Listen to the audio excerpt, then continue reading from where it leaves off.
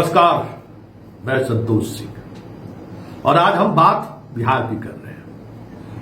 जब दिल्ली यूनिवर्सिटी के उस दौर में जब पढ़ाई खत्म करके जब बात नौकरी की, बात पत्रकारिता की करने लगे तो एक ही इच्छा थी कि नहीं, जो भी करेंगे वो बिहार में करेंगे। चलिए बिहार। उस दौर में बिहार आना अपने आप में एक बड़ी चुनौती थी। 2000 ईस्वी के करीब आप बात करिए, उस समय के शासन प्रशासन की बात करिए, लेकिन फिर भी लगा कि नहीं, पत्रकारिता करेंगे तो बिहार में करेंगे, या कुछ भी करेंगे तो बिहार में करेंगे। और उस दौर से बिहार में से जुड़े। बिहार वापस होने का कोई दुख नहीं है। आज भी हमें खुशी है कि हमने बिहार लौटने का फैसला लिया। लेकिन एक बात है कि जिस मन को तैयार करके बिहार चले थे, बिहार में आते ही हम लोग भी उस राजनीति में फंस गए, जो राजनीति बिहार के विकास का सबसे बड़ा मानक है। कास्ट, क्षेत्रीयता, बहुत तरीके की राजनीति है। किसी न किसी तरीके से आप उस राजनीति में फंस ही जाएंगे और फिर जो आप सोच समझ कर आए हैं वो कहीं दूर दूर तक नहीं, उस पर वो समझदारी खत्म हो जाती है।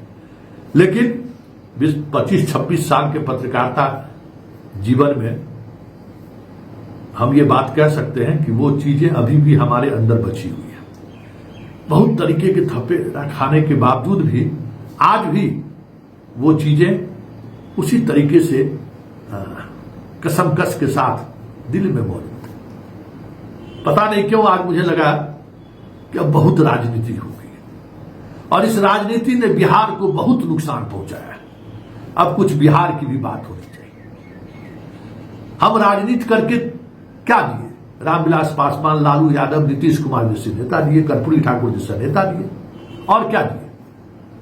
उस नेतागिरी से राष्ट्रीय फलक पर कभी कभी रेलवे का जोन मिल गया, कभी चक्का कारखाना मिल गया, कभी इंजन कारखाना मिल गया, कभी कृषि रिसर्च सेंटर मिल गया, मखाना सेंटर मिल गया, IIM मिल गया, लॉ कॉलेज मिल गया, निफ्ट मिल गया, यही सब मिला, IIT मिला, जो बिहार के डेवलपमेंट में बहुत बड़ा हिस्सेदारी नहीं देने की स्थिति में न था न है, क्योंकि इससे कोई बड़े स्तर पर आर्थिक गतिविधियों का कहीं कोई गुंजाइश नहीं है।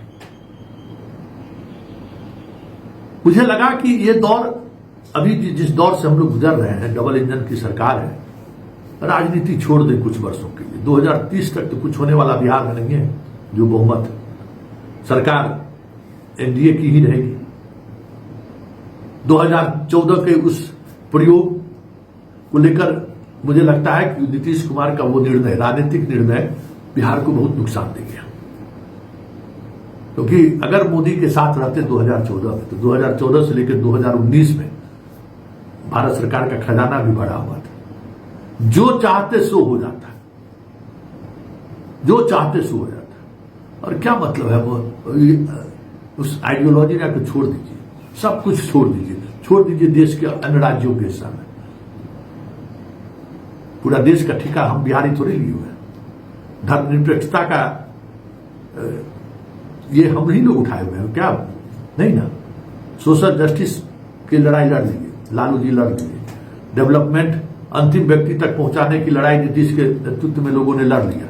सब कुछ देख लिया है। अब बिहार को बढ़ने दीजिए, अब बिहार को बनने और संवरने का वक्त दीजिए। और इसके लिए हम सब लोगों को राजनीति छोड़कर एक अलग बिहार बनाने के में जुट जाना चाहिए। चाहे पत्रकार हो, नेता हो, अभिनेता हो, जो भी हो, राजनीति छोड़ दीजिए 2030 तक और उसके बाद मैदान में आइए। दरभंगा एम्स का मसला सेटल हो गया। चलिए, एक अच्छी खबर है कि अब एम्स में जो निर्माण कंपनी है वो मिट्टी भराई का काम उतना ही दूर करेगा जितनी जगह पर उनका बिल्डिंग बनेगा, और सारे जहां जहां भरना है वो जल संसाधन विभाग भरेगी। वो चीफ सेक्रेटरी के दिल्ली पहुंचकर उसमें नीतिगत निर्णय हो गया। इससे होगा क्या कि मिथिलांचल में जो चिंता थी कि सातों नदियां जो अधवारा समूह को निकलती है, इसके कारण जो है सो परेशानी होगी।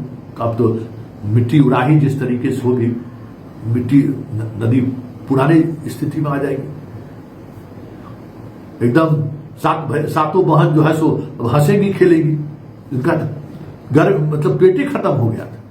तो ये एक निर्णय हुआ।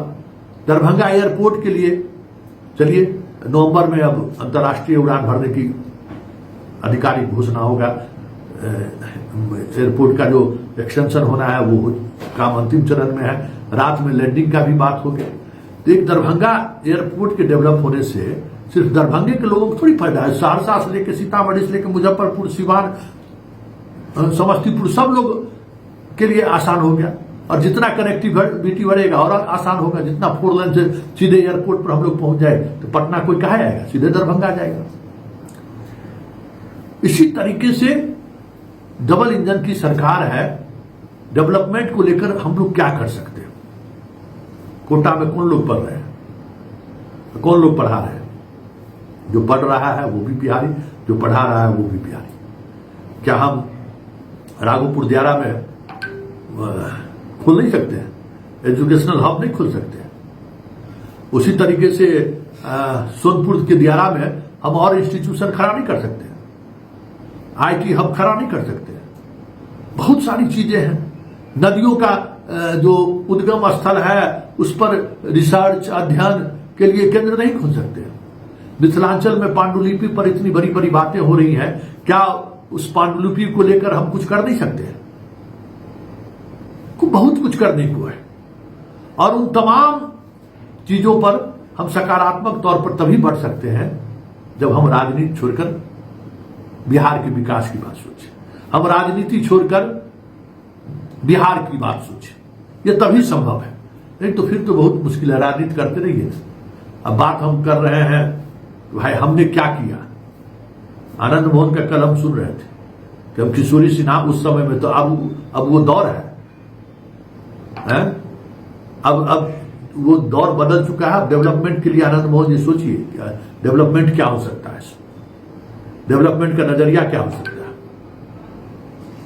राजनीति की है तो बोली और गोली की राजनीति की, अब वो दौर खत्म है। अब डेवलपमेंट की राजनीति करिए। बिहार बहुत अच्छी बात है, बिहार में यात्रा में निकलिए, लेकिन यात्रा का उद्देश्य होना चाहिए बिहार के डेवलपमेंट का। अब संजय झा नीतीश कुमार को चूना लगा दिया कि ललन सिंह जो है सो आरक्षण पर क्या बोले, यूजीसी वाले पर। अब वो राजनीति नहीं है और ना अब उसका वक्त है। और अगर उस तरीके की आप राजनीति करते हैं तो फिर बिहार को फिर आप उसी दिशा में ले जाने की कोशिश कर रहे हैं। खैर वो आपकी राजनीति है, लेकिन बिहार की जनता को अब राजनीति की जरूरत नहीं है, अब डेवलपमेंट की जरूरत है।